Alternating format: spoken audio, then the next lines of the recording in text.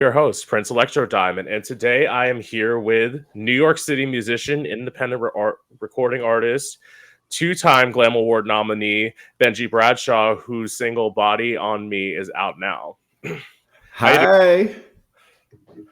How are you? I'm good.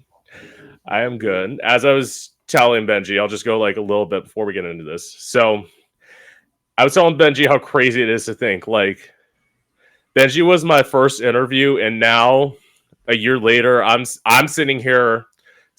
This will be my 64th interview that I've done, and like Benjy's obviously been out there like making music, continuing on making music, getting nominated for shit, and like it's so amazing. And as I was telling him, hopefully this is the last interview that Benjy will see me doing in this house.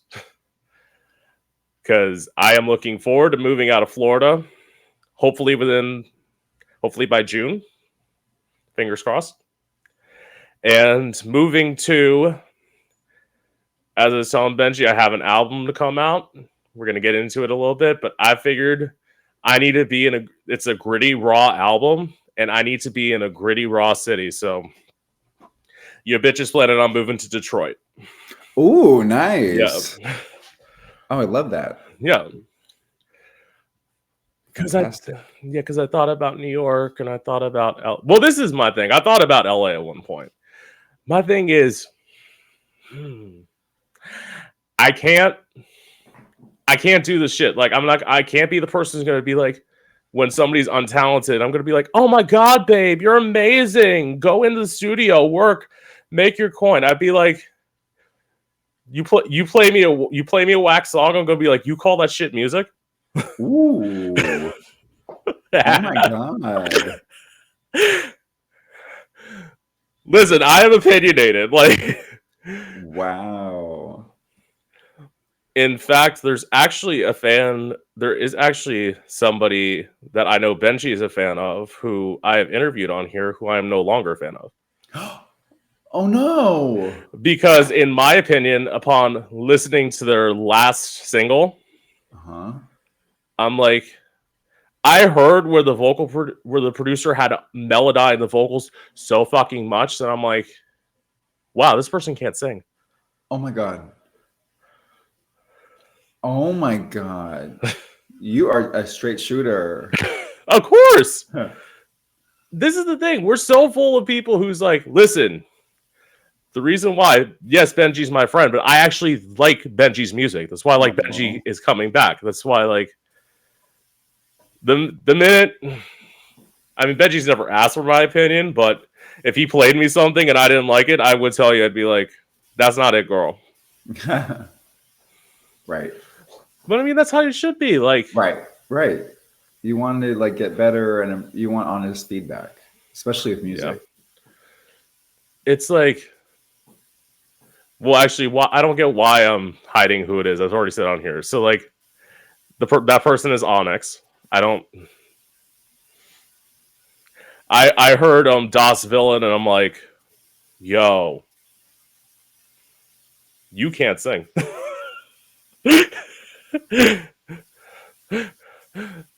I'm not. I love Onyx, for the record. Nope. Yes, I know he loves Onyx. Benjy can love Onyx all he wants. That's why everyone's like, where's part 2? There ain't gonna be one. Oh my god, you are. Well, okay. Yeah. What would be better? Me to put Onyx on here and be like, so I love your new single, Das Villain, and it's like, I jammed out to it. I feel like it'd be better for me to just not book somebody. Well, it's your show, so you have the right to do what I want. Exactly. Yeah. But I I love him, and I love like what he's doing on social media.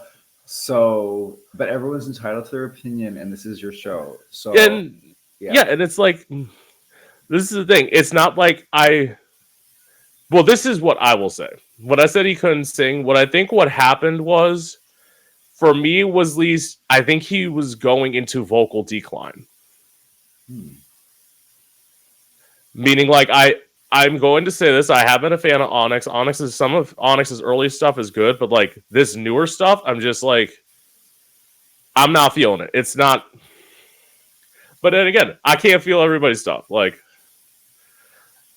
so far, as I said, Benji's not put out a song that I don't like. So, like, Oh my god, yay! Now I'm extra happy because I'm like, after the critiques, I'm like, oh shoot, okay, I better bring it because I'll be on the chopping block in like a minute. No, because it's. Well, this is the thing. Like, you would at least be like willing to do like, or I think maybe you've done like live streams where you've like sung without like any vocal processing or anything like that, just your voice, right? Right. And live shows, yeah. Yeah, so that means you can prove that you can actually sing. It's not easy, but we try. Yes. Okay, now to move out of the shady part. Oh my god, okay, Shade Room's closed. We'll see how long it lasts.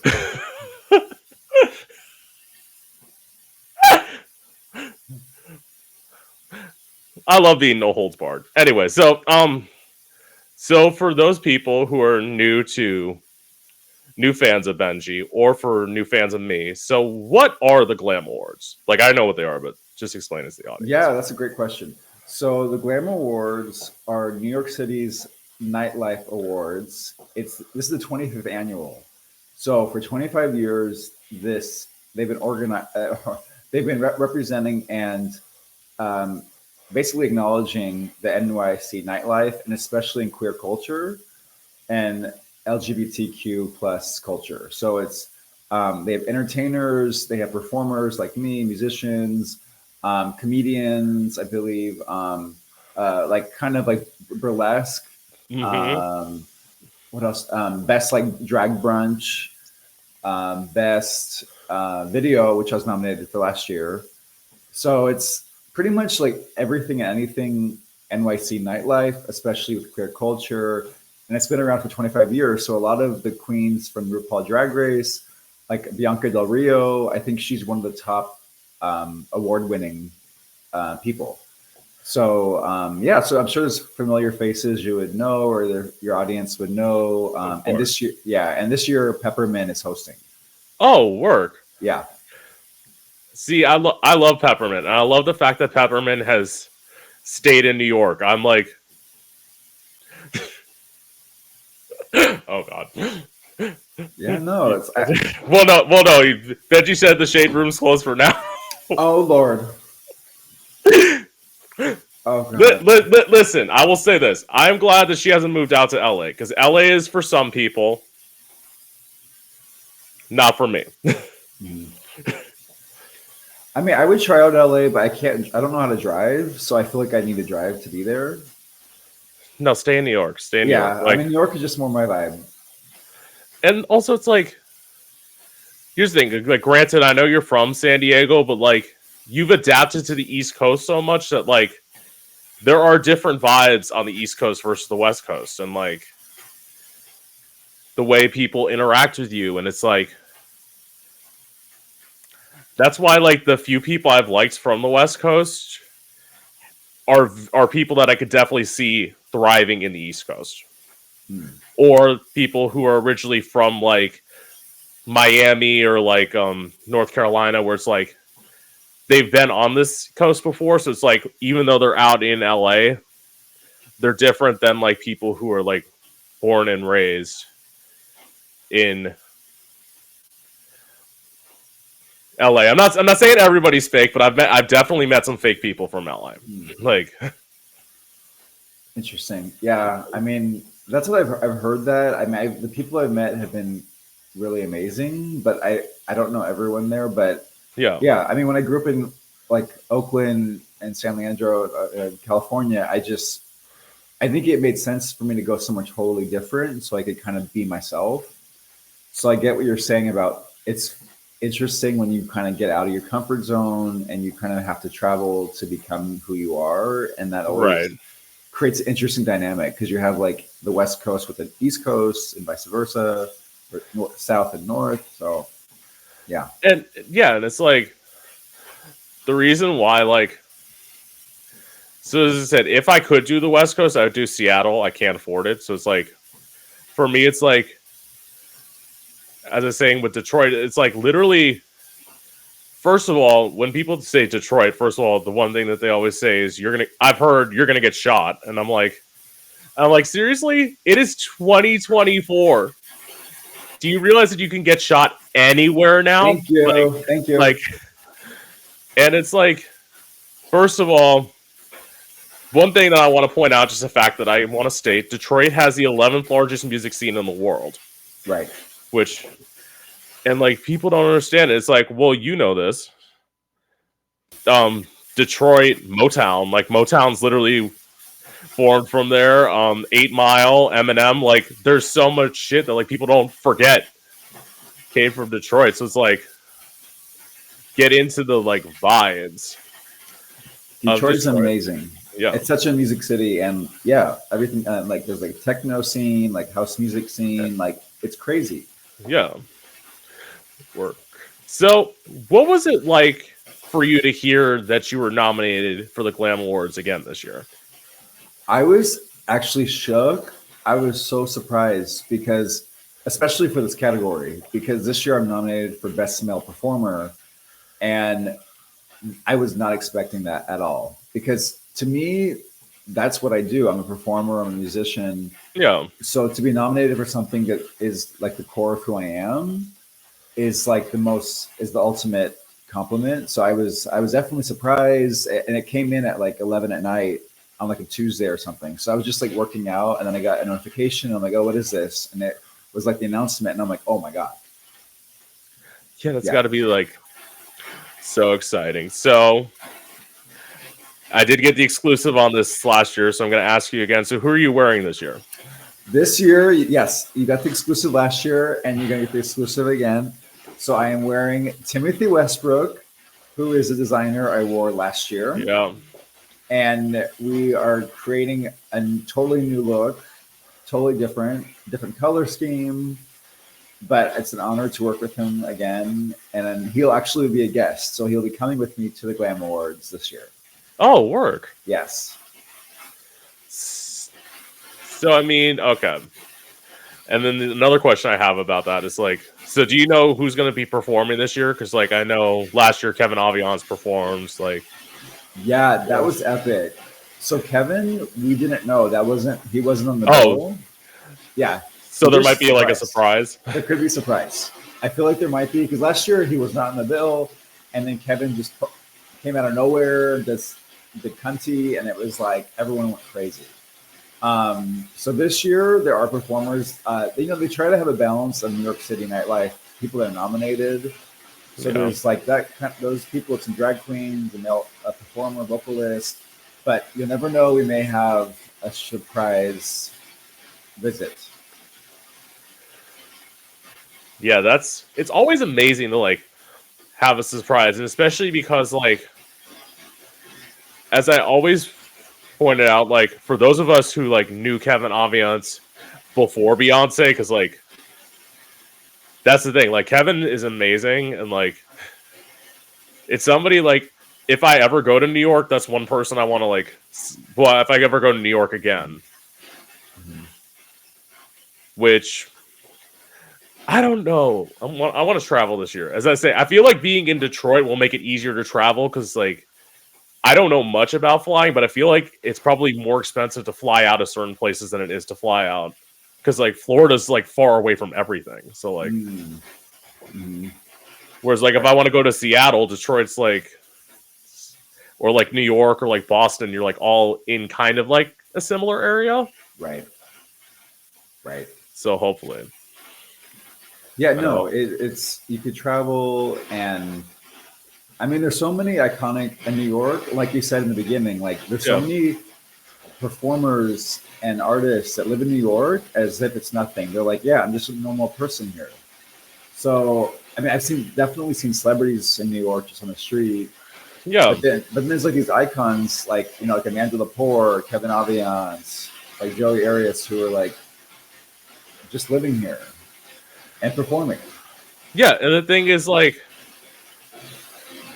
it's granted, I mean, like, when queer people see them, it's like, especially when they're all like done up, they probably get like a lot of attention. Right. I I do know that because like that's the thing. Like, I actually a few months ago I went down to Fort Lauderdale, and like I've been so used to doing this in my house that I forgot how people react to me when I'm like out in public. Right. And it was like people were like, "Yes, girl, work," and I'm like, because I was down in like Wilton Manors, and I'm like, oh yeah, that's right. This is what it's like for me. I forgot I can't go anywhere unnoticed. Yeah. Well, also that, and I'm fucking 6'3", so it's like, I keep forgetting that. You're yeah, really, really tall. I'm a tall bitch, yeah. So it's like, Right. I always That's forget what- that about you. You're like tall. But yeah, to your point, it is interesting how even in New York, you can walk down the street and people will stare, but it's not like in other places. Like I went to Italy in what was that, October, for a wedding, and literally people were staring. Like I was like done up, like even less than this, and yeah, like. But I've heard that it's because some of I was in a small town and everyone apparently knows each other. So if you're not from there, it's obvious you're not from there. But I was like literally being stared at, and I'm like, wow, I'm not used to this, because like in New York, I'll do the same outfit and people don't look twice. But then there's still places where, like at a restaurant where it's a more intimate setting, where people will stare. So it's like, I know what you mean. Like it's so interesting how different places, like how they react to like people like us. yeah. But it's also it's like you want that because it's like you have to sit there, like, even if, granted, I wasn't in a bad mood that night, but even if I was in a bad mood, you have to like sit in your hotel room and be like, okay, bitch, you gotta like center yourself. You gotta realize that people are gonna approach you, people are gonna want to like hug with you and everything, and it's like you gotta be ready for that and like Right. be fine. But it's awesome, like. That, okay, I will say this, like, as much as I hate Florida, Fort Lauderdale is like one place that I actually kind of like, because it's like I now know performers, so like, Oh, cool. I go out to see people, but so it's like I don't entirely hate Florida, I just hate Florida overall, especially because everyone's like, why? I'm like, because this year it was Christmas Day and it was raining, and it was like 80 degrees outside. Yeah, What? That's lucky. how is that lucky? 80 degrees? You want it to feel like it's summer in the middle of December, Benji? Okay, that's a good point. I never thought of it that way. But that's the thing, like, I want to feel snow. Okay, then that makes sense. Yeah. Yeah. That's why somebody's like, I love South Florida. I'm like, I've lived here my whole life, almost, except for like the 4 years I lived in Orlando. Like, I'm done. Yeah. Gotcha. Yeah. So okay, so what made you, or like, how did you get approached to record Body on Me? Yes, Body on Me. So I love Twitch. I think we talked about this last time. Like, I love Twitch, and this producer and DJ on Twitch, I was a huge fan of. And he just was like one of these like Twitch DJ people that are just sweet. Like, he'll comment in the chat and just like be welcoming. So we just became friends, and we had a lot of mutual friends on Twitch and other DJs and musicians. And about 2 summers ago, he posted like just the audio on his Instagram, and I commented, and I was like, "This is fire! This is so good!" And he actually messaged me back and was like, "Hey, do you want to record on it?" And I'm like, "Really?" And he's like, "Yeah." So he sent me the track, and that's how it all started. But it was totally different. The ending result sounds totally different in terms of the sound, like the production, than the original. Work. Yeah. So, okay, so when you do a collaboration with an artist such as like Slick Control, are you coming up with the title of the song, that they have, or are they giving you a title of a song and you're just writing lyrics to it? So yeah, so Slick Control, it's interesting because that is really me and my collaborator Melissa F. Clark and a few other amazing artists like Chico Cassidy. And for that, I would say usually we're the ones that write the title. So like the songs that I did, I wrote those titles or I collaborated with Melissa. But the songs that I'm putting out, when I collaborate with people that are like DJs or producers, sometimes they actually have the idea of the song they want. And so, like Body on Me, that was my idea for the title. Um, but a lot of my songs, like I'm That Bitch, that one, the producer, like Joe Ventura from Big Speaker Music, was like, I want you to make a song called I'm That Bitch. And like, he let me do what I want, but he's like, that's the title. And I'm like, okay, I'm that bitch. Or what's another example? Well, Love is Love was my idea, even though everyone, that's a common word, phrase. So yeah, it depends. But I would say if the artist that I'm working with has an idea, I usually go with that because since I'm going to be songwriting, I kind of want to amplify what their intention is, um, just to like make them part of the process. Work. So, is there any plan for you to come out with either an EP or an album this year? Oh my God. Yes. You asked the hard hitting questions. Yes, that's a big goal of mine this year because as you know, I've been putting out a lot of singles and a lot of Yes. one-off songs, which I love doing actually. And I didn't think I would love that, but my goal this year is to be working on an album. I already am working on one. It's just a matter of the collaborators and the right final touches. So hopefully it'll come out this year. If it doesn't come out this year, it'll be out early next year, but it's definitely in the works. Okay, so as I was telling Benji off camera, I'm gonna say this now. This is the album I've been teasing since like November of last year. So it's like, so I have written. I will say it's not like so in total. So it's like I like it's basically been like a it's been like a combination of songs that I've written over my like over the past almost 10 years now. And like Wow. it's my it's basically my life story. And like the reason I haven't put out an album at all is because like I wasn't ready to talk, and like I'm now ready to talk. So I do have a title of an album. I'm going to call it Confessions of a Transvestite. I'm hopefully coming out with it. As a saying, if I can move out of Florida by June, I'd like to like release it by like August. We'll see what happens. Ooh. So it's like, because I figure like I've theoretically done the expensive. Well, actually, you might know more about this. I've theoretically done the expensive part, which is, at least in my eyes, which is producing the beats and writing the songs. Mm-hmm. That's usually, I'm right about that, right? That's usually the expensive part of recording. Like the money aspect? Yes. Yeah, because you got like the studio and Well, no, the studio I haven't done yet. Studio I know is going to cost me. So I figure if I have to only get a vocal producer, studio time, and have someone master the album, I theoretically think that's not going to cost me as much as I believe it's going to cost me. Mm-hmm. And also, I feel like doing it in Detroit is going to be even cheaper than what it would be if I was doing research on doing it in Florida. Interesting. Yeah. So, as I said, I started like, I theoretically finished the album in November, and then about 2 weeks ago, I'm like, I wrote one more song, and I'm like, it has to go on the album. And it's like, for me, it's a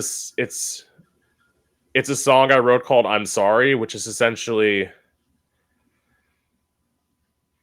basically me apologizing to my fans and my family and myself that like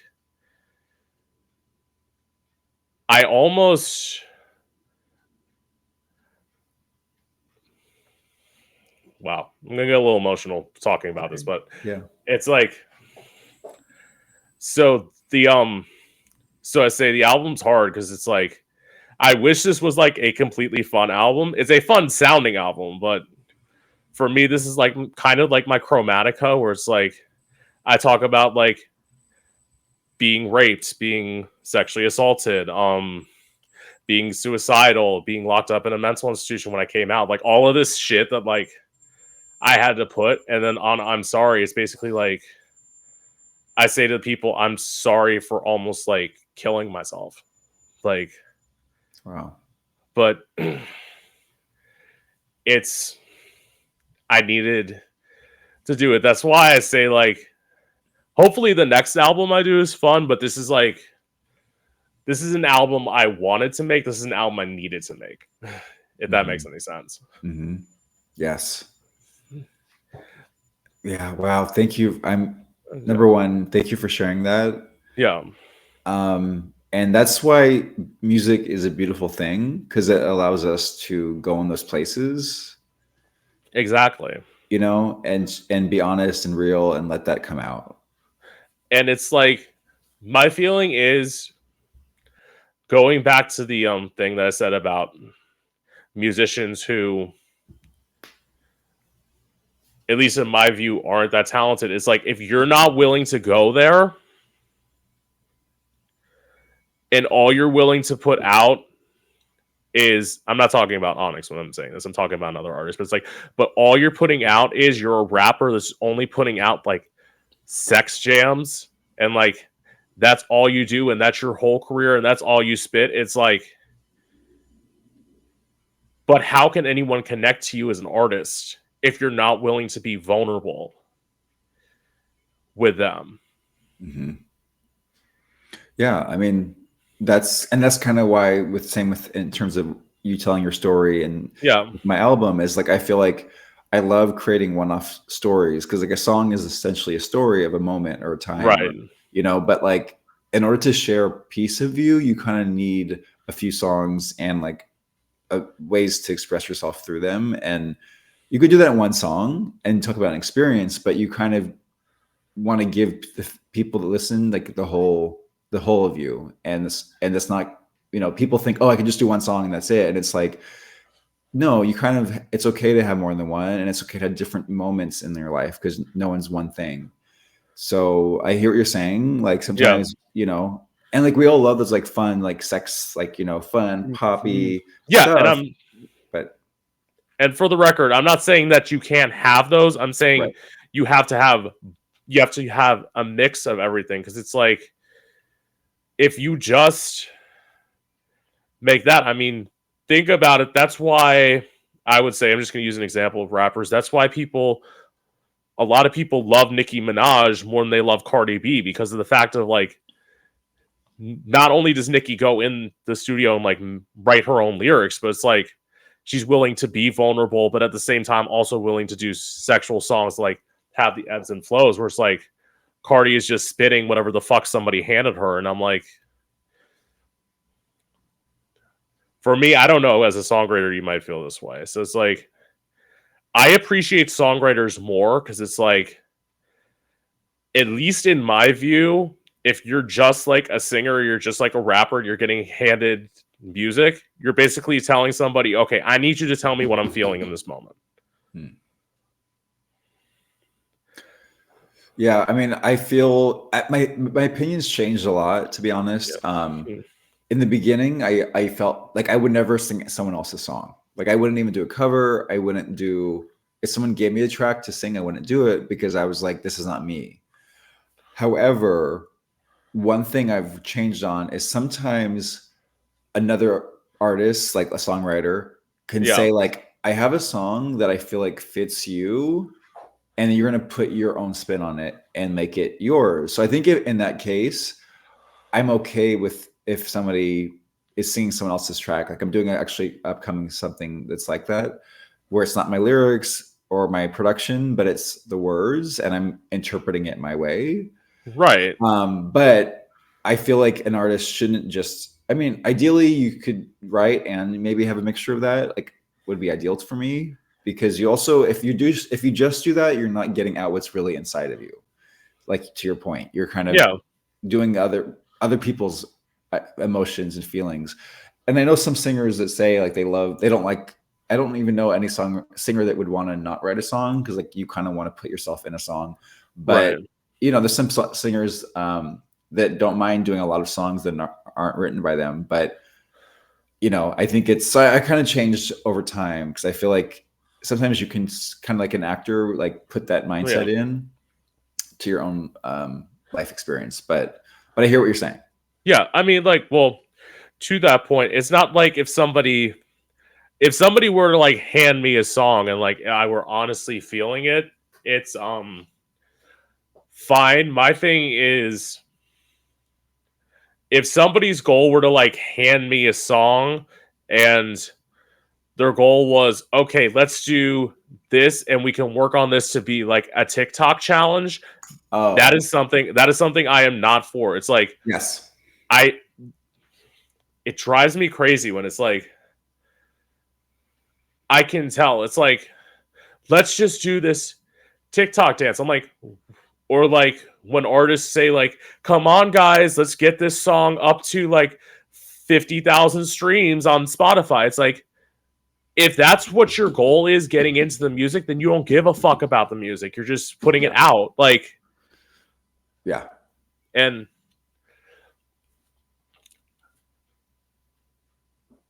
I don't know. I mean, granted, like I would say I'm guilty of like the consumerism and just viewing those like fun songs too. But I'm like, it's like when I see artists do that to me, it's like,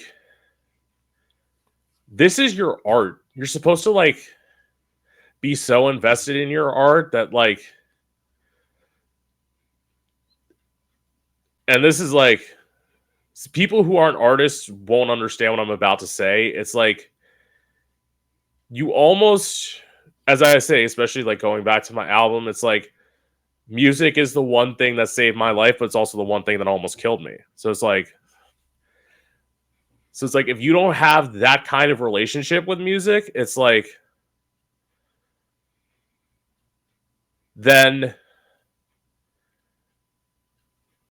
I guess you're never going to be able to um at least in my view truly be an artist, like truly be like a deep artist that people like connect to. Mm-hmm. Yeah. No, 100%. And I mean, that's something I struggled with this year. And I had to finally say, I am an artist. Like, I had to just say it Yeah. out loud, because I think there was like pressure. Because, like, yeah, with TikTok and Instagram and Reels, it's like this pressure to be like a certain, like, kind of like machine of like, you know, publicizing yourself. And I do that definitely. And I'm sure I know you've seen my posts and stuff, of Yeah. course. But like, I was like at a certain point, like, I'm an artist. I'm not going to sell myself short and do something stupid if I don't feel, you know, I could do something funny and cute, but it has to be from the right place. I mean, if someone told me you have to do this kind of song to hit this kind of market, I mean, that's not me. I'd be like, oh no, thank you. You know, it would have to be something where I felt part of the piece. And I think, Right. you know, some of these songs is just like a TikTok. I'm just like, really? But it's hard. It's a really hard thing for me, because I think music, sometimes I'm like, even if it is something quote unquote stupid or commercial, whatever, Right. if it helps someone in a time of need, I'm also like, you know what? I'm not gonna be so harsh on it. Like, just like Real Housewives, I don't watch the show, but I watch clips on YouTube. Right. And I'm like, this is so bad. Like, this is why am I watching it? But I'm also like, this also helped me escape from like a really dark time. So it's hard for me with music. Sometimes I'm like on the fence with some of these stuff. I'm like, I don't love it, but it's bringing people a lot of joy. And why is that joy coming? What's the ingredient that makes people feel a certain way? Well, it's also the thing of, okay, and I don't know this. You're not under a management team, right? Correct. Okay, so you're like a completely independent artist. So it's like, Right. that's why I say this now. I might change my mind and like all of a sudden you're gonna see me under a management team. But it's like, Huh. for me now, it's like, if a manager were to like approach me and it's like, oh, what are we gonna do to do like a TikTok challenge on this song? Like, especially like this album coming up, they said like, what are we doing? I'm gonna be like, here's what we're gonna do. Go fuck yourself. That's Right. that's the TikTok challenge. Like, and some people are like, that's harsh. I'm like, not. It's like this is my life story. This isn't like some like shit. And like, listen, TikTok will fucking censor you. Like, I literally posted on like so one of the songs on my album is called Rape because it's talked about like obviously being raped, and it's like when I put it on TikTok, TikTok muted the sound. Really? Mm-hmm. They muted the sound on my own fucking song because I violated guidelines. I'm like, it's luckily the video's up on Instagram, so like it will continue to live there. But it's like seriously? It's like I understand like if this was like they say it's a sensitive topic, but I don't know. I'm not. Some people may say I'm an insensitive artist, but like that's definitely going to come. So I haven't said this publicly yet. So one of the one of my videos is for my song Confession, and it's sort of like life in. If I can have the money for this, like that's why I look at my ideas. I'm like, bitch, do you think like you're signed to like Interscope when I like look at my ideas? So it's like, anyway, so it's like I'm in this like what it starts out in. It's for my song Confession. Is I start out in like this black wig, like completely like white makeup and like no sunglasses, no like hardly any makeup besides like the white. And I started in a mental institution, and then it like shoots off to a church, and I'm with two backup dancers, and I'm like making out with them in a church, and then like we're just like dancing, and then at one point one of them like bends me over the kneeler and like fucks me in the church and like simulates fucking me, and then like towards the end they like pour like gasoline in the church, and we set the church on fire, and we're dancing in the parking lot. And like that's how the ends. You're like, this is not TikTok worthy. This is actually maybe that is. See, this is my thing. It's like this is art. Like, so people are like, are you just doing it to be shocking? I'm like, no. Essentially, this is my life story. Like, literally, on some of the lyrics, like when I came out as bisexual, I literally say, when I came out as bi, you told me bury homo feelings inside. Said I need to find a woman to hitch. Don't even matter if I'm attracted to the bitch. Like literally, it wasn't told to me that harshly, but it's like basically that's what they meant. Like, right? They're like, just go with a woman. It doesn't matter if you're attracted to guys. Like, and I'm like, you all are trying to like make me diminish who I am, and it's like, fuck. Why would I not want to be who I am? That's why, like, especially when they hear this album, people are like, well, we see the wigs and all this. I'm like, listen, my drag is a way for me to, like, visually get you in, but it's like, once I actually sit down and I fucking sing, that's what I want you to hear. Mm-hmm. It's like, some people say it's a marketing ploy. I'm like, that's the thing. I can't stand when people just, like, say, or like when I have the song Rape, if they're say like, why are you putting this on your album? Are you just doing this for attention? It's like, no, I have to tell my story. That's why I'm doing it. Right. Well, yeah, people don't understand that, like, if we're performers and we're musicians. Yeah. So it's like, that's my job, is to like tell my story. And that's what I do. Just like an author writes a book, you know, it's like, this is my story. And people always love to point fingers and say, oh, you're doing too much. Or you're like, why don't you just talk about nice things? And it's like, no, I'm an artist. I'm going to tell you the whole part of me. And sometimes it's going to be dark. And you know what? It doesn't mean I'm going to do that right now. But maybe at one point I had a thought, or maybe something happened to me. So, you know, there's that. And then also the look is like, that's also part of your artwork. That's part of what you're doing to express yourself. And even if it is to experiment. Like even with me, like, I'm always changing. I'm always doing different looks and all that. It's not like I'm like doing that on purpose. It's like I'm doing that because I'm changing it up, switching it up. I want to experiment. I want to try things out. And I have to. It's not because I'm like, I want to shock people. It's like, no, I actually just want to try this new look. I want to wear a dress. I want to wear heels, and so, you know what I'm saying? So it's like Yes. people need to just calm down. Like this is just us like living our life. Yeah. And it's also like the thing of it's like in terms of like me constantly changing my hair to like every time you see me, one of my like two of my greatest idols do it all the time, which is Lady Gaga and Mhm. Cher. Yeah. Cher's Yep. like the person who's like notoriously wears like 15 different outfits and wigs like in her show, and it's like it's amazing. By the way, since Cher will never stop going on tour, if you haven't had a chance to see her, it is amazing to see her. Like Wow. I remember I saw her in 2014. I like convinced my dad to like get me floor seats for my birthday. Ooh. So like yeah, it is amazing seeing Cher. Really? Yeah, I need to see her. yeah. Wow. So speaking of gay idols, this will transition me to my next question. So how fun was it for you to do a Madonna set on her birthday and to record Madonna? Oh my God. The Madonna worship party was amazing. So it was an interesting challenge because, like I said earlier, I don't really do covers. And if I do a cover, it has to mean something deeply to me.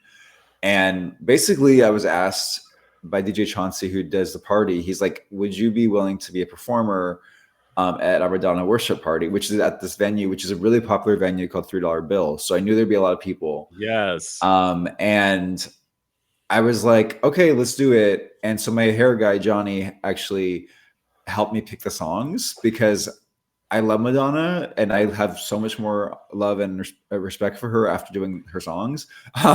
But Yeah. I didn't really know what to do. And so he chose a medley of 4 tracks. And so we did Open with Express Yourself, just one line. Yes. Then we did Open Your Heart, which was the Hmm. most fun part for me. And then we did Bang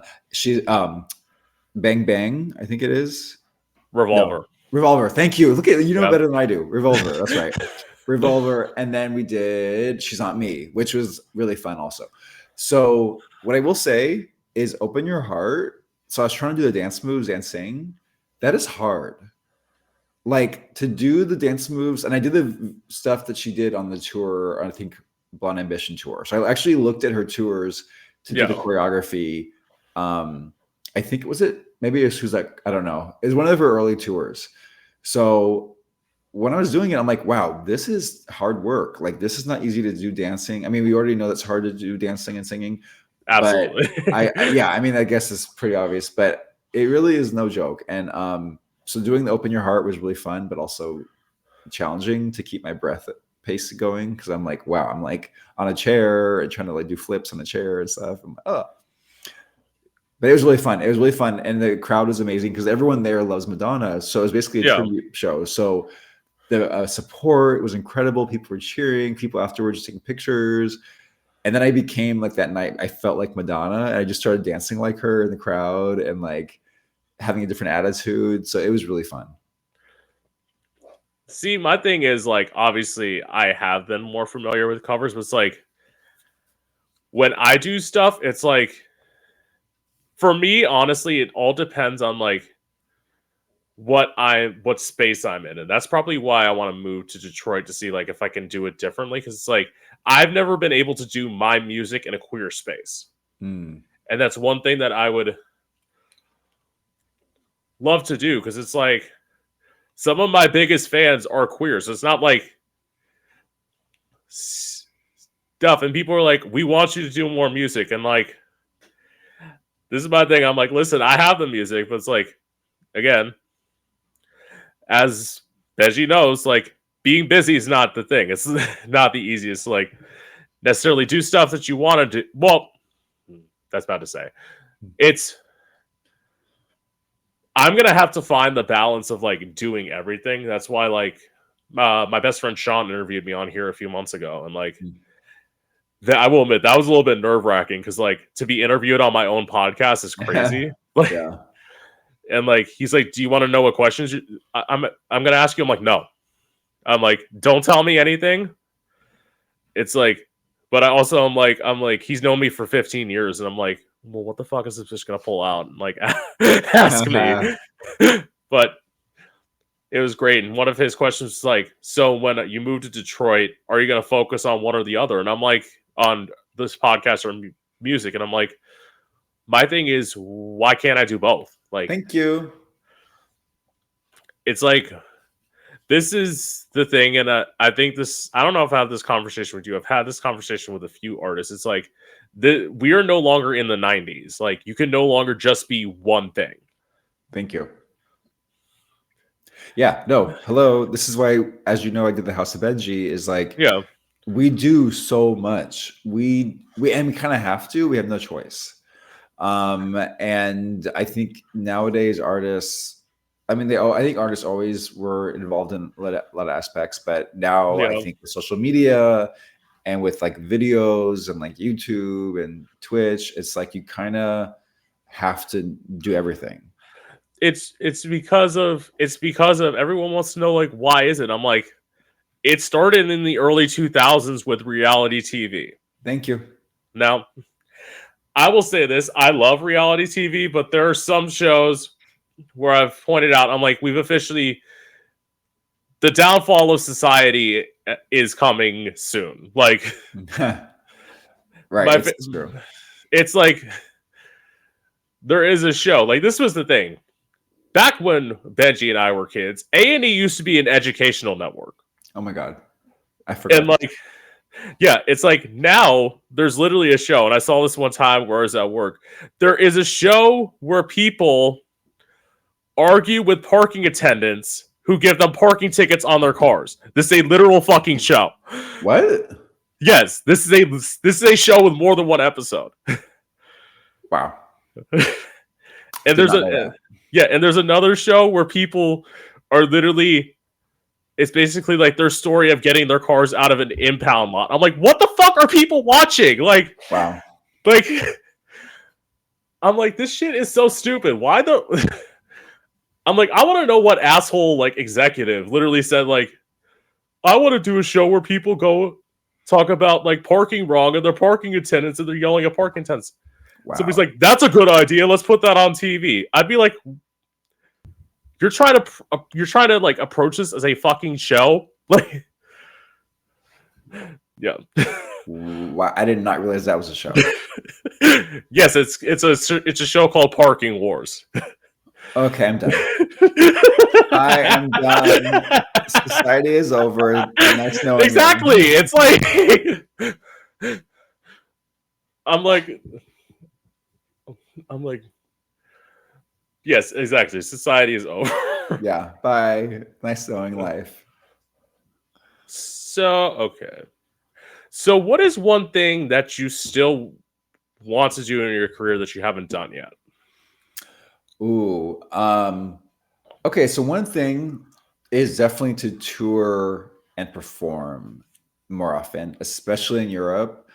I feel that that's something, I think that's my next kind of, besides the album and everything, is I really want to like perform and tour and like get to meet the world through my music. And, you know, and I love New York, and this is my home. So I feel like I always love performing here, but I think to bring it outwards is like something I'm really excited to do, and to like put on a whole show with costumes, and you know, they can again back to the artistry of like what I want to communicate with this music, and as a person, what do I want to put in the world. So I think that's something I haven't done yet, really. Besides, I finally toured and performed in DC, in Washington DC in December, and that was so much fun. So I'm definitely looking forward to like performing more around. See, my thing is, I'm gonna be long-winded with this answer because I have more than one. So okay. So one thing is, and I actually know the creator of this show, so I could theoretically do it, but like, so there's this show. called Go Go for the Gold. Oh. It was on 2 seasons. It was on Out TV. There's unfortunately not going to be a 3rd season. The creator of the show told me why off camera. I'm not allowed to say. Oh. But it's like, if there were like a 3rd season of the show, and he was talking about on camera, like thinking about switching hosts, I'd be like, hi, Prince Electro Diamond here. I'd love to host. Ooh. I could host a show. Ooh. Yeah, that would be great. So that would definitely be like one of the things. Another thing would be to finally get a sponsor for this, so I could theoretically get a studio and like interview people in person. Because as much as like the at home thing is awesome, it's cool to like be able to interview people from all over. It's like I love that the pandemic created a sphere where this can happen. But I also miss the thing of theoretically being able to like hug a guest when they come in the studio and be like, "Hi, babe." I know. I do. I miss it. It's like, I know. Big hi, baby.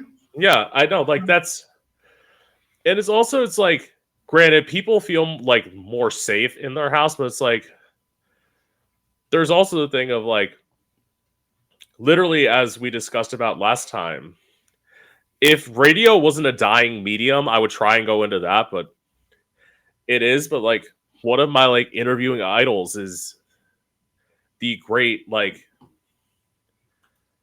Howard Stern, and it's like there's just so many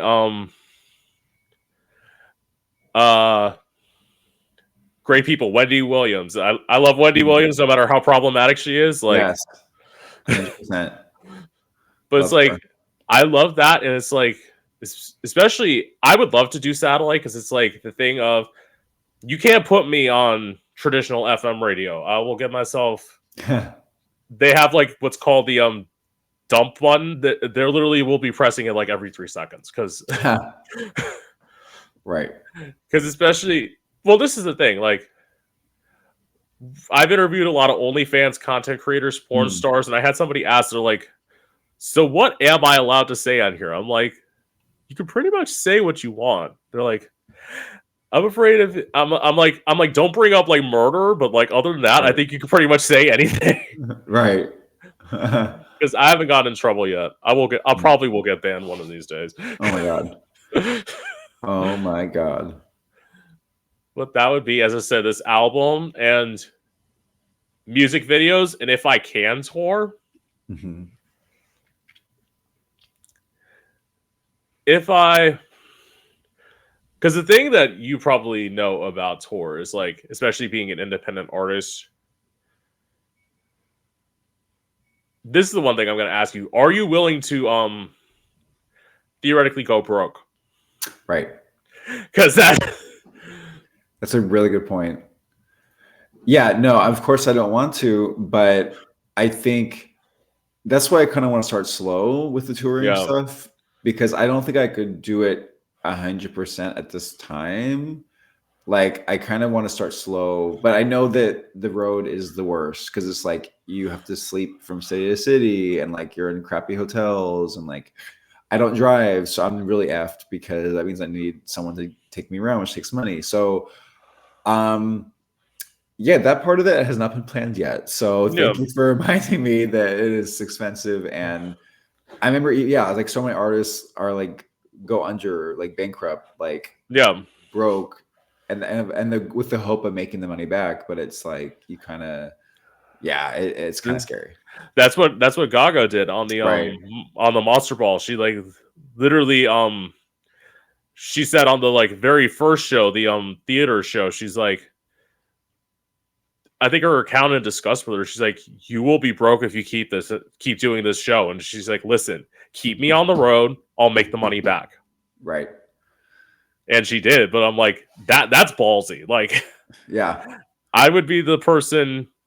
So theoretically, if I ever like have like a cash flow, that my best friend's gonna be in charge of my money, which is like, he's gonna have to sit there and be like the person who's like, why are you spending all this money on clothes? I'm like, I need those shoes. Right. I need that. I need that wig. My thing, Right. my thing is like, especially because, as I said, I'm living at home. It's like all of my stuff's in storage bins, and like the storage bins just keep on getting higher and higher. So it's like I need to stop buying wigs. Oh my god, wigs are expensive. Yeah, we'll go with that. Yeah, wigs are very expensive. My hair is not cheap at all. Yeah, the hair is expensive.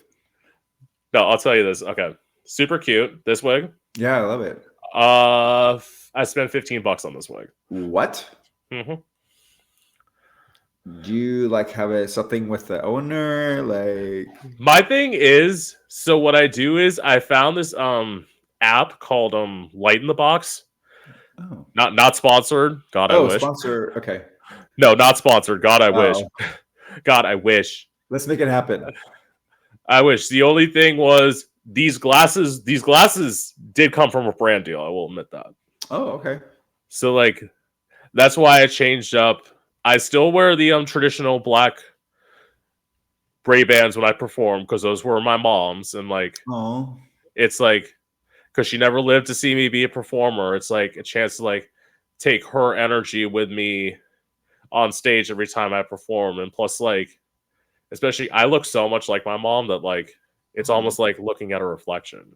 Oh.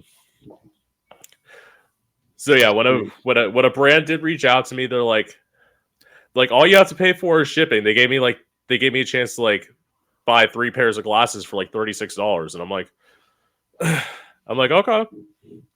Wow. They're like a $250 deal for $36. I'm like, yeah, I'll take that. Okay. Not bad. Yeah. Okay. But yeah, let's put that in air. Any wig owners? Yes. Glasses people, like right here. Yeah. Diamond, please reach out right now. Yeah. Like now. Exactly. And like, I love, because I would love that. It's like, because my thing is like, I was just having this conversation with somebody when they're talking about like human hair wigs. I'm like, especially with drag queens. I love drag queens, love my drag sisters out there, but it's like, let's get real. Most of y'all are wearing fake boobs and fake asses, and all of a sudden your hair is the thing that needs to be fucking real. Like, seriously? Oh my god. Like, no. That's actually, I never thought of it that. Sorry, I'm just now having a moment. I need to reflect on that because that's the hair is always like real hair, and then they have it's like you need Reed Hill hair again. Like again, you're wearing fake boobs and fake asses again. Not me, body positive.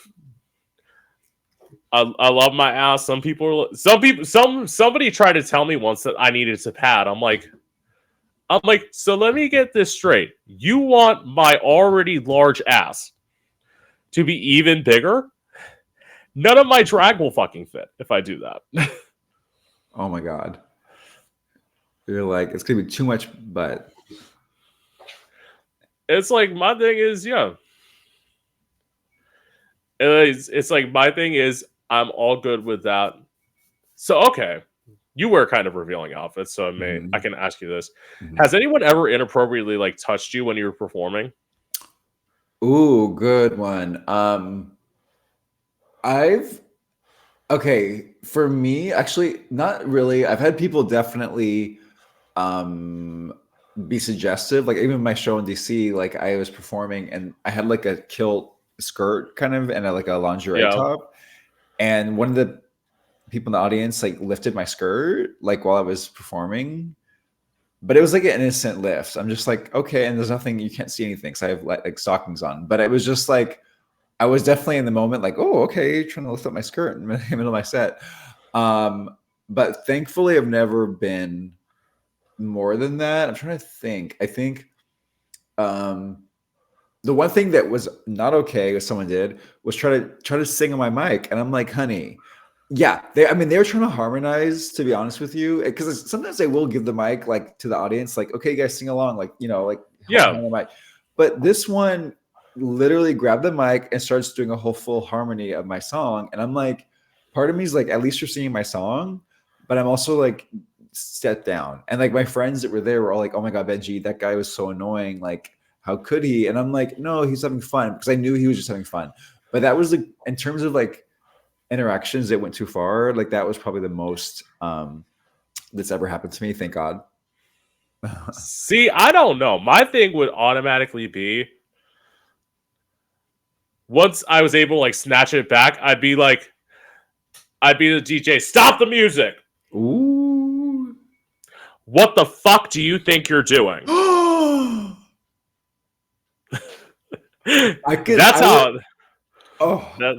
want to see. I could totally see you like stopping the show, popping off. Yeah, absolutely. I would totally do that. Again, if somebody were to like, when I'm doing a drag number, somebody were to steal my tips, it's like, this is another thing. It's like, I get you trying to do it with other queens, but if you're trying to do it with me, I'm fucking holding a microphone, dumbass. Like, you don't think I'm gonna call you out? Like, right. I have no problem at all, like, being like, saying that. But it's like, the only time I've like ever wanted to like physically get violent with somebody, so I was like, I was performing at a place, and like when I wasn't performing, I was just like sitting among the audience, and like some drunk fucking asshole literally is like, I don't want to see you without your wig, and like off my head. Mm-hmm. Oh, stop it! No, yeah. Okay, I'm done. He's lucky he didn't get slugged, he's lucky he didn't get the shoe upside the head, because that's what I felt like doing. Because it's like, that's for me, it's like, it's not only annoying, but it's like, now I have to sit in like a mirror and like, because I wear center part wigs, I have to figure out where the part is, so it's exactly in like the right spot on my head, and like, wow, and like brush it out. It's like, oh. That's the only time that happened in Orlando when I was like visiting after I had moved away. So it's like, but that's the only time I was performing at the bar that I used to perform at. So I theoretically probably could have gotten away with it. Mm-hmm. But I'm like, breathe. Yeah. Violence is not the answer, Gandhi. Like, I had to like tell myself that is like, right. But yeah, that's the only time. So it's like, my thing is, I haven't performed much since I've started wearing bodysuits, and I feel like now you put me in the middle of Detroit. Black guys love that I have a fat ass, so it's like, I feel like some motherfuckers are gonna try something. and maybe you'll be into it, and maybe you won't. Well, that's the thing. It's like, that's what I say. It's like, any forms of, it's like if you're theoretically turned on by the person, get this inappropriate touching, but it's like, theoretically, if I want you to fuck me and you slap my ass, is that sexual harassment, or is that just foreplay? Yeah, I think it becomes like fun times. It's like, it's like the line is now okay, because I like you too. Yes.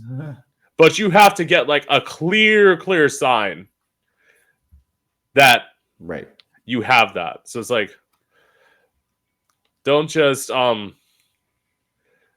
that. I had somebody who's like, I've done it to drag queen before, and I was like, I asked, I'm like, would I have a problem if you didn't? No, because like, this was an awkward thing. So like, I will say, on this podcast, I kind of like, I had a manager approach me at one point who wanted their client to be on here, and they're like, what are your requirements to be on the podcast?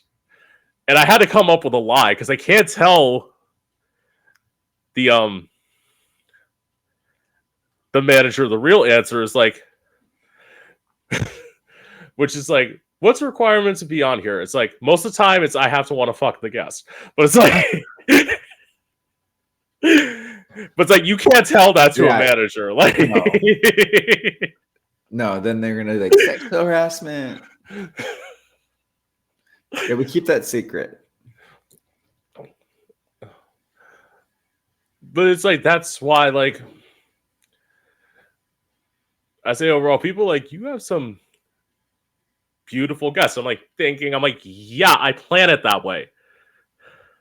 Yeah, I was looking at your last few. I'm like, oh, hot, hot, hot. Like literally, I Of was like, course. oh, who is this? Yes, because again, my thing is like I do the diplomatic thing if like I'm not turned if I'm like this is bad to say. I'm gonna say it anyway. It's like Ooh. but but if I'm not like somewhat attracted to the guest and they try or attracted to the person they try to approach me, I try to be like and they're trying to promote a project, it's like yeah, I'll look into that. Maybe knowing that knowing for damn sure that I ain't gonna do it. But it's like everyone's like that's shady. No, that's honest because Yeah. it's like granted somebody's work should speak for themselves, but it's like yeah, but if you're in the music entertainment industry, part of your aesthetic is your look. Mhm. So like especially if I don't feel that your look is going to be something that my audience is going to like, I'm not going to put you on. Like, Mhm. I don't like entirely think about the audience. Okay.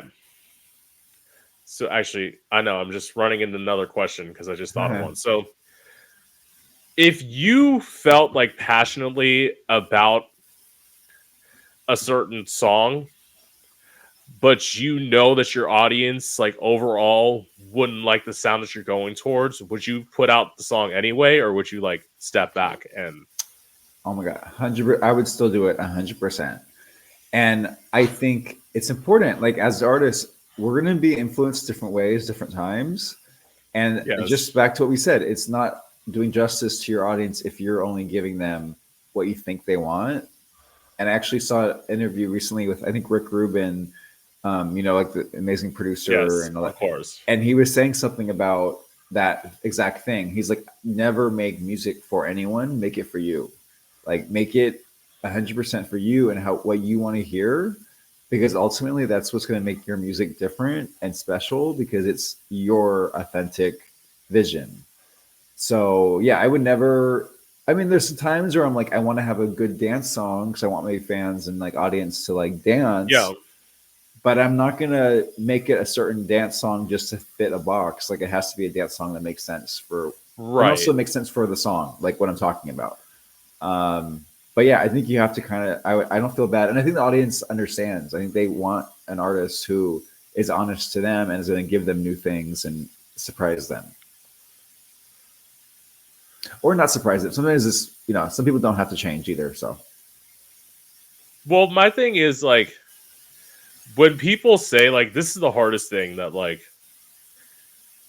and I'm pretty sure you've gotten this question when people say like just somebody who's never listened to your music says describe your music style. yeah, It's like I tell them I make what's called electro pop rock and B because I feel like mm, my sound is like depending on the song, it's like it can be a little R&B, but it can also be a mm, little bit pop. It can be a little bit rock. It can be like it all depends on what I was feeling in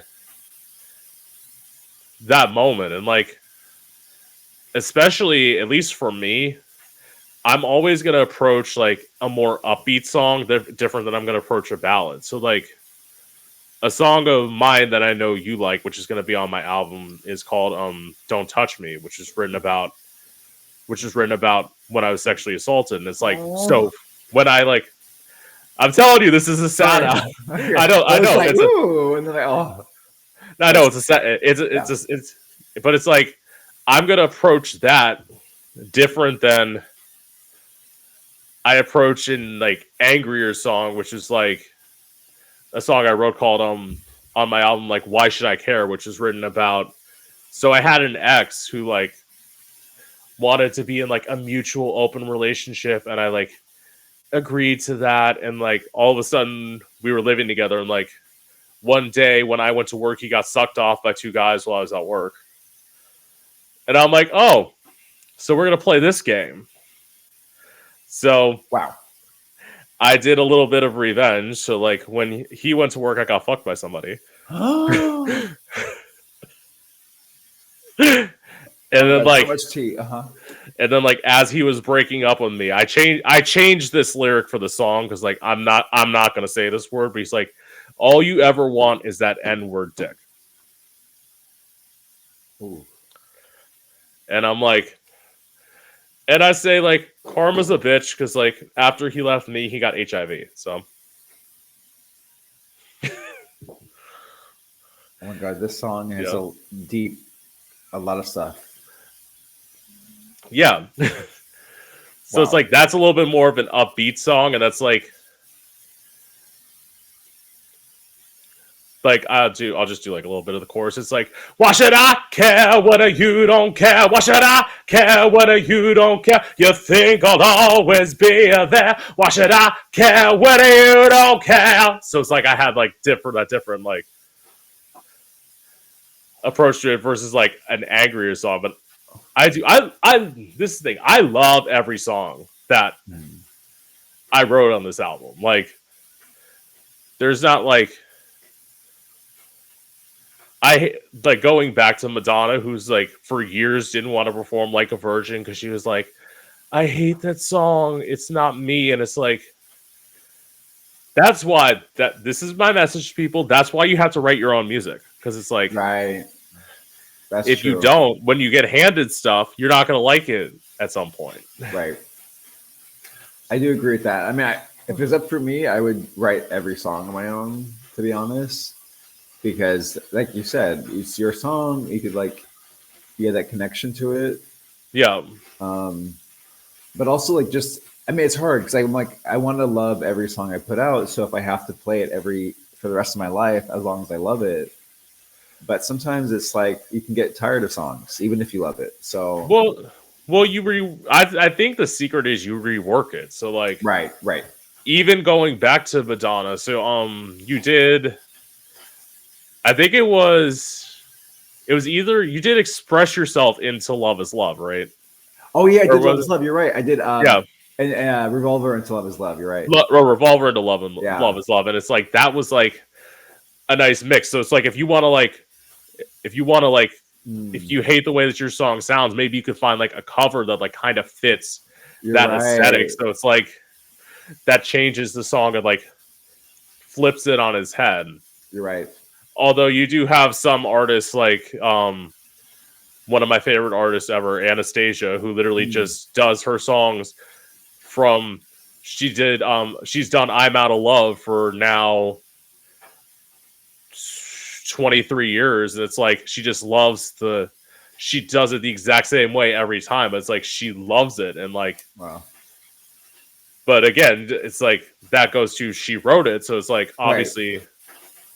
The only things I don't like that I've written were like songs that I wrote when I was younger, because I feel they're like too like growy and like straight because I was like in my hetero phase, and like that's why I don't love those songs. But it's like other than that, when I started making electronic music, that's when I started like really loving my stuff. And yeah, I'll do songs, as I said, I'll do songs from like 10, 15. Well, no, not 10. 8-10 years ago. I don't care. Mm-hmm. So, okay. So how hard is it to be in a relationship with you? Oh, wow. Sorry. Yeah. It's very hard, I would say. So I think it's just like music is my life. Music is my art. So the person would have to be just comfortable with that. And give me that time, because like you said, we talked about earlier, like we do everything. We do the promotion, we do the visual, we think of the out, like the, so, everything. So it's like they need to understand that, like, I love them, but I also love music, and so I think but I'm easy. Like as long as they're easygoing person, I'm like the easiest person. I'm not I really don't like drama. Like I'm like I don't like drama as I'm like starting drama, but I don't like drama and I don't like that thing. But if that person gives me drama, then I will definitely give it back to them, Yeah, which is not healthy. So I think it's best that as long as we're on the same page, that music is my passion and needs to be respected, then we're gonna be good. yeah. And of course, I definitely don't like drama at all. Clearly from this episode, we could tell that. I'm just kidding. I love it. I know, right? But Shade it's, room. but my thing is like, this goes back to like what I say is people think I'm shady. I think I'm very opinionated, but I feel like you have to be in Yeah, this industry because like there's so many, as we guys said before, it's like if all you have is people telling you yes, you're gonna think that everything you do is amazing. And like if you were to like approach a label with like one of your songs, and they're gonna be like, all you've had is people telling you yes, and they're gonna be like, what the fuck is this? We're not gonna pay for this. This yeah, song sounds like fucking trash. And everyone's like, that's not how they are in the music industry. Yes, they are. Yes, yes, they absolutely. are. 100%. Yeah, you don't So, want that's yeah. Go ahead, sorry. yeah. So like, I would say, how hard is it to be in a relationship with me? I would say you have to understand the fact that like when we go out, especially like when I go out and drag, I'm gonna be the center of I'm gonna be like a little bit of a center of attention. And like if you're not willing to be with that, you're probably not gonna be good for me. Right, that's a good one. But it's like, as I say, we all you know it, like um when you sign up to like be with a musician who does things, especially the way that like Benji and I do things, and we're all like about the makeup and everything, it's like just know that maybe not in New York, but like especially if you're like going on tour with Benji, the way somebody's gonna react to Benji in like DC or like let's just say like Atlanta is gonna be different than the way that they're gonna react to Benji in New York. Right. Totally. Yeah. Yeah, you're right. So yeah. So have you had any plastic surgery or would you consider doing it? I'm not saying it looks like you have, by the way. You're like, bitch, you have like little cheekies and like a little eye lift and like lippies. So I know, right? I'm like, do I answer this in terms of not that anything's wrong, but like if I say something, because I thought of the Kim Kardashian or someone like, if I say I did anything or didn't do anything in 5 years, if you ask the same question and I did, it's like you kind of set yourself up for like drama down the line. But I can say that this is natural. Yeah. And like I've always had high cheekbones because like my dad's Yeah. side is Native American and Portuguese. So I have like just my family has, and even my mom is Irish and her side has big cheekbones. So I just Yeah. have big cheekbones. Everyone always thinks that these are like, that's like the first thing people are like, are those real cheeks? I'm like, these are my real cheeks. Sorry. But I'm not against it. I think I actually have again, I keep changing my life, like my mind on Yeah. things. At first I was really against it, but now I'm like, you know what? Like, as long as you don't overdo it, I think there's a line of overdoing it. Yeah. But if you just do touch ups, like, I think it's a problem. And I also have no issue if it's someone that's like, going through transition or like trying to become, so I have no Right. problem with that. Right. I think it's just more like, yeah, no judgment, but yeah, it's tricky because I'm just scared that like it'll go too far if I did it, and then it would be Right. like unrecognizable. I don't want that. See, my response is always I'll do stuff when I need it. But it's like Right. this is the thing. Like, so you're in your 30s, right? That's right, baby. We don't tell anyone, Yeah. right? Yeah. Well, my thing is like the thing is I'm turning 30 this year. So I mean like so it's like my thing is when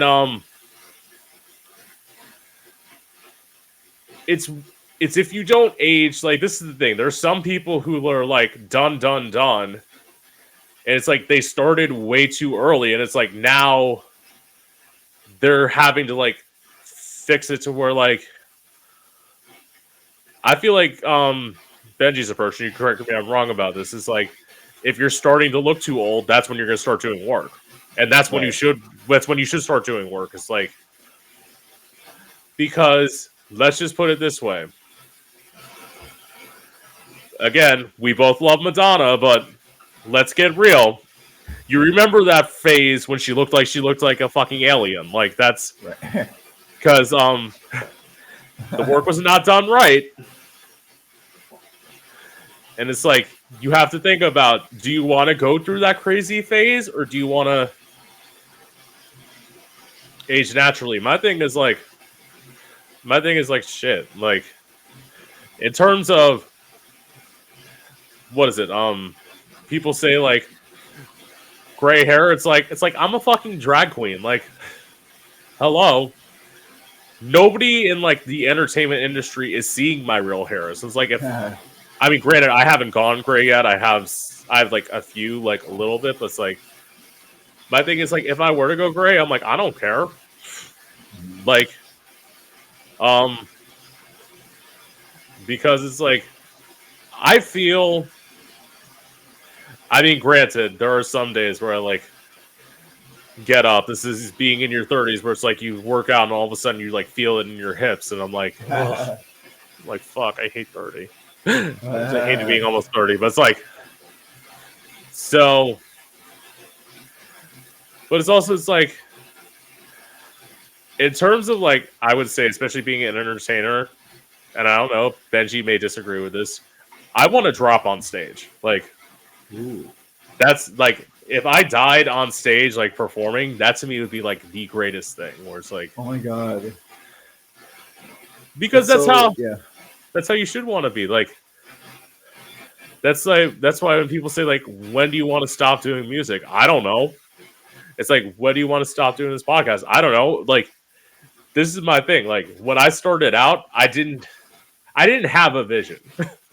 Like, I kind of, especially when I started interviewing people, I just figured, I'm like, I'll just dive in the deep end and like, we'll figure out shit as we go. And some people are like, so what's your plan? I'm like, I've been doing this a year. I still don't have a plan.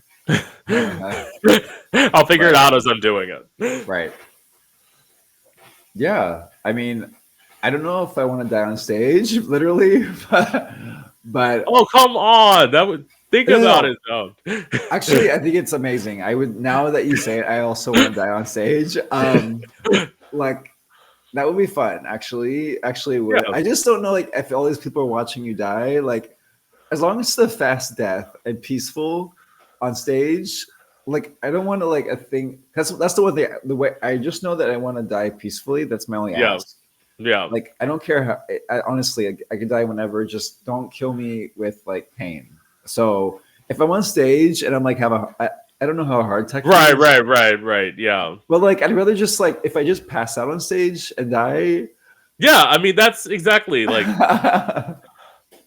But I agree. I want to definitely do this my whole life. Like, this is who I am. So I think that's bottom line. Like, I want to be doing it forever so that when I die, it's like it was my life. My thing is like, and for all the people who have ever seen stuff, I don't know if Benji feels this way, but this is how I feel. It's like, if it doesn't make sense to you now, it'll make sense when I'm gone. Like, you'll look back on everything and it'll be like, oh yeah, that's why he did that. That's why they did that. That's why this, it's like, that's why, because thinking back to like, you think of, I'm going to say a little bit of, I haven't stopped saying controversial opinions this whole podcast. So like, why am I prefacing this? But it's like, you look at Michael Jackson. Now, is Michael Jackson an amazing talent? Yes. Do I think that Michael Jackson is as amazing as a lot of people have said overall? No, but it's simply because of the fact that like people look at Thriller, for example, the Thriller album. It's like, you listen to a lot of that, like, production wise, which Michael Jackson was involved in, a lot of the production is the same. and it's like everyone like praises Thriller as like this amazing album. I'm like that drum beat is very similar to one he did on an album 4 years before this. Like Mhm. it's not that different. So it's like my thing is like, granted, a lot of people may say that about my music. They're like, you use the same formula, but it's like, yes, but I'm also using different sounds, so that way it's similar. It's like my aesthetic, but it's also different ways of how I want to express myself. And my thing is, especially in like electronic music, some people try and like go so like hard. My thing is to go very simple. Mhm. And I think like simplicity and minimalism, there's something beautiful in that. Mhm. Yeah, and it's like you want to do music your way, and like that's going to be your legacy, is what you leave behind. Exactly. And that's like, yeah, I thought about that too in terms of like, what is it like when I'm gone? What do I want left behind? And like, even if people don't understand it now, will they understand it after? And I think if you're being true and authentic, like people are going to see that and be like, oh, this was what they were saying. This is what they were trying to do. And so that's, yeah, I agree with you on that. Work. So, what's your relationship to drugs and alcohol? So basically, I would say I like being sober is my go-to. I'm not a person. I don't like being out of control.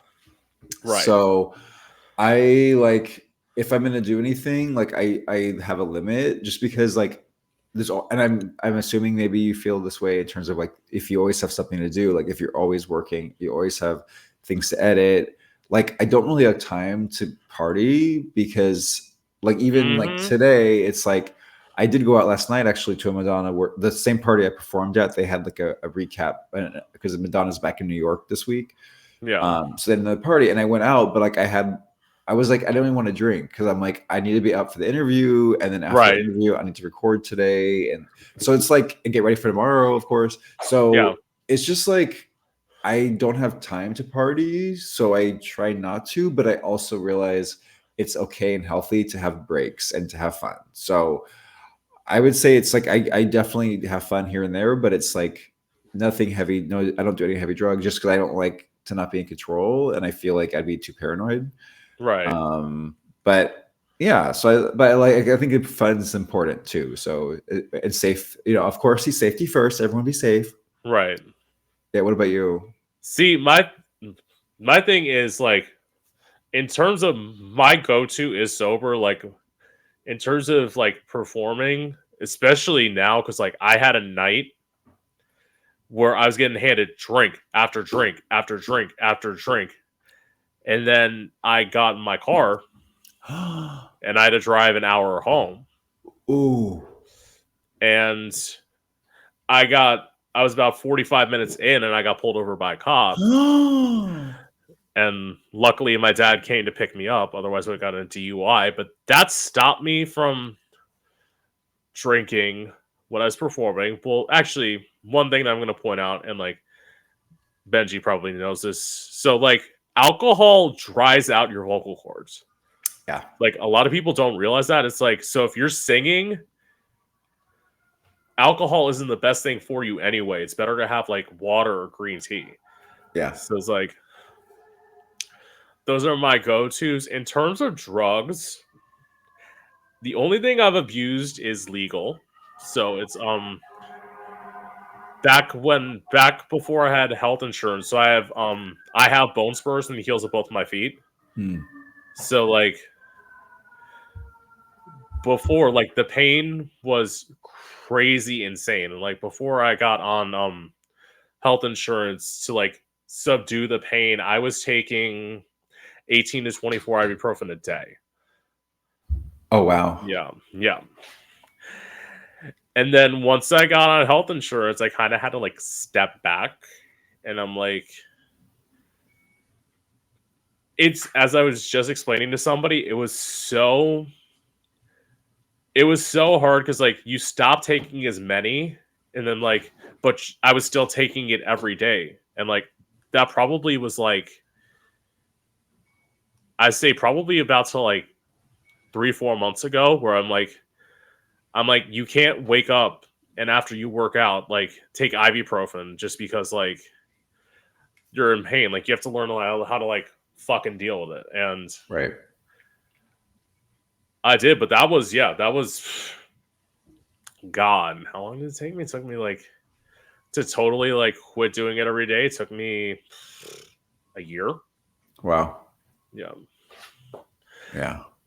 But it's like that's why like I look at that and I'm like, I don't have an addictive personality, because like if I had like a completely addictive personality, I wouldn't be able to stop.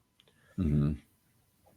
And it's like, so if I were to do everything, this is my thing on drugs, and you probably know this. I would be afraid to take everything because, especially nowadays, unless you test it, you don't know what you're taking. Right. Because the fentanyl epidemic is real. Uh-huh. And like you take too much of something, you could end up killing yourself. Yeah. And you just want to be like high. Yeah. Very dangerous. So that means what? So that means you've written every song sober, and it's rare to like meet somebody who's done that. Yeah, I don't think I've ever written a song drunk. I think so. There's a whole other project that I haven't even gotten into, which is like when I first started writing, and those I wasn't drunk or high or anything, but I was maybe like a little bit like after party, like I would write it the next day. So that sometimes can be fun, like writing songs right after having a party day. But really, no, I never like to drink when I write. I don't like to be high or anything, and definitely when I'm recording, like you said, I don't want to drink before because it dries out your vocal cords. So it's like, yeah, it's just not a good mix. Okay. So in terms of that, there was a time. There was a song I wrote back when I was in my early 20s called Stone Cold Sober. And there was a song basically where I was talking about. It was a song where like I wanted to be. It's basically a song saying like I want to be fucked up. It's like I'm stone cold sober. Wish I was drunk out my mind. I was stone cold sober. Pour the wine. Like it's like I wanted to be drunk, but it's like I never got to the point where like I had like an alcohol problem, except for that one night. And then again, that wasn't me. Like in terms of like, first of all, secret is motherfuckers, drinks are expensive at bars, so it's like I'm fucking cheap. Like right, same. So it's like that's why like I'm good with like my like Diet Coke, and like I can drink that to like wake up. And also like as you said, like I know you're probably like a late riser. I'm very much an early riser. I'm someone who like, especially during the week, on the weekends I usually sleep in, but like during the week to like exercise before I have to go to work, I'm up at like 4 a.m. So like wow. So like I know that like early life, and it's like my thing is on the weekends, it's like I'm tired. Like as I was telling Benji, my interviewing schedule, like that combined with actually working a real job is like I get burnout, but I also look at the fact that there was a time where I had to take almost a year off of drag from doing drag because of the bone spur. So it's like I look at it, I'm like I love it's how do I explain this? I love it, but I hate it. It's like it's one of those things where it's like I hate having to work, but I also know this like if I don't see anything in my schedule, I'm the person who's like, oh fuck, I gotta find something to do. Like right. And you probably know that. Like yeah. People like take a vacation. I'm like, what the fuck is that? Yeah, I'm the same way for sure. And to my final question, what are your thoughts on how the LGBT community is being treated today? Oh wow. Well, it's just like, why are we still having pushback to the LGBT community? It's like I'm just like, we're at a point now. It's like we know that there's all different types of people. There's a rainbow, there's a spectrum. Like the fact that people are still getting pushback and that can't just live their Exactly. life is almost like a joke at this, in my opinion. It's just Yeah.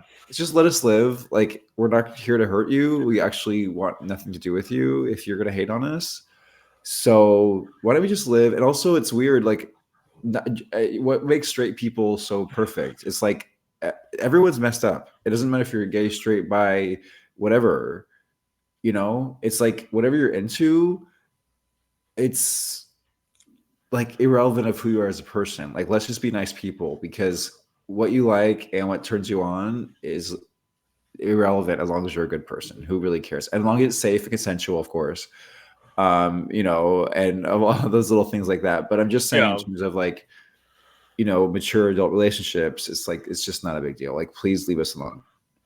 Exactly. It's like my thing is overall, I would say that's why so many people have said on here, like in the United States, we have it fine. I'm like, overall, that is true, but it's like the issue's not here. It's like we have the um we have the power. We need to force like change in other countries Right. as America, because like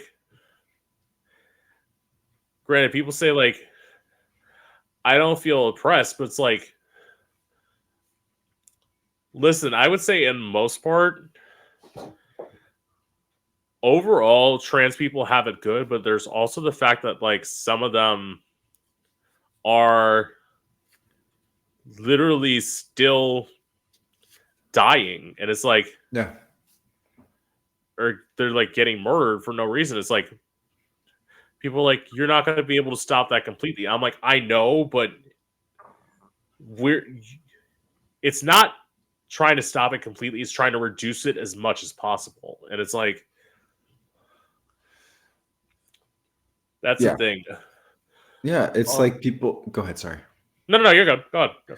I was gonna say, yeah. I mean, with like trans rights and everything, it's like people just again are so wrapped up in that, and it's like I think it's one of these things. It's like people are.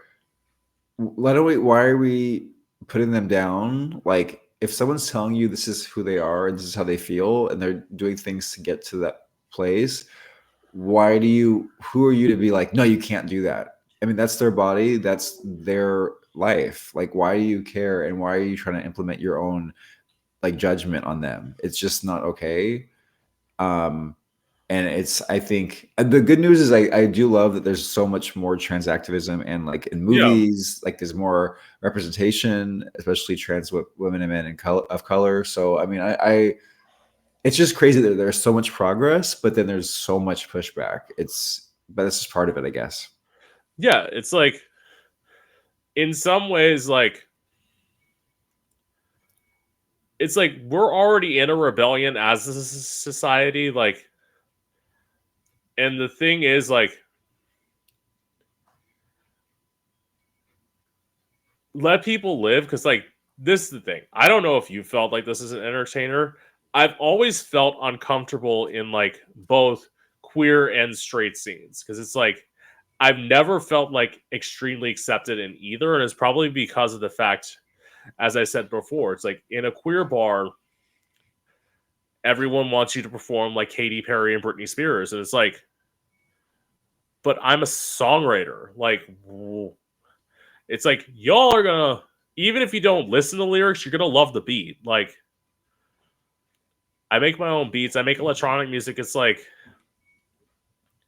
that's why I feel like if I'm going to do like a competition at all, like in a drag bar or in a drag club, it's like or any sort of like competition, I feel like next time I'm just gonna do my own song, and if like people are gonna react one of two ways, either they're gonna be like, "What the fuck?" or "Oh my god." And personally, I'm fine with either reaction, like Mm-hmm. because it's like we don't recognize this song. Well, this okay. This is how I'm gonna end this part. It's like think about how did you get to know Katy Perry and Britney Spears songs? They had to sing it at first. in order for you to be able to do it. So it's like, if all you sing is covers, essentially what that is, I mean, granted, I love covers. I love finding stuff that like can express me, but it's like, at some point, that's other people's stories. I want to tell mine. Right. And I mean, it's probably very similar to the way you feel. It's like, that's why you probably don't do covers much. And my thing is, and maybe you would do this more on tour, it's finding the hybrid. Like finding a way to do your own music, but like do other people's music. It's like, that's why when I look at drag queens and like how drag queens have judged me for the way that I do things, I'm like, listen, sis, you can only do your little 1-2 numbers. I can do 45 minutes to an hour. Just put me on stage. Yeah. And it's like, well, actually, I could probably do longer than an hour. I love it. Actually, that'd be a question to ask you. So, what do you think is the longest? This is gonna be my last question. What do you think is the longest you could do on a show? Like, if you were given like going on tour and it's like you want your show to be this long, how long do you think you could do? I mean, as of now, I think an hour and a half would be maximum.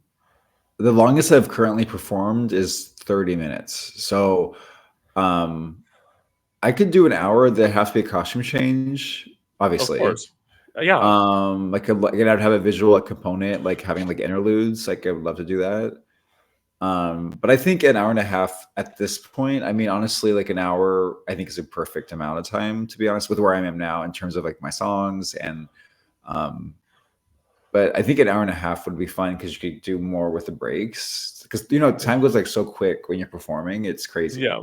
Yes, exactly. My thing is like with that, do you feel like I could do an hour and a half to 2 hours, but my thing is like, you have the costume changes, but it's also, I don't know how you are, but like my vision of a show is like me like stopping at some point and like talking to the audience, like getting them amped up, and like basically in some ways kind of treating it like, no matter what size space you're in, treating it like an arena show.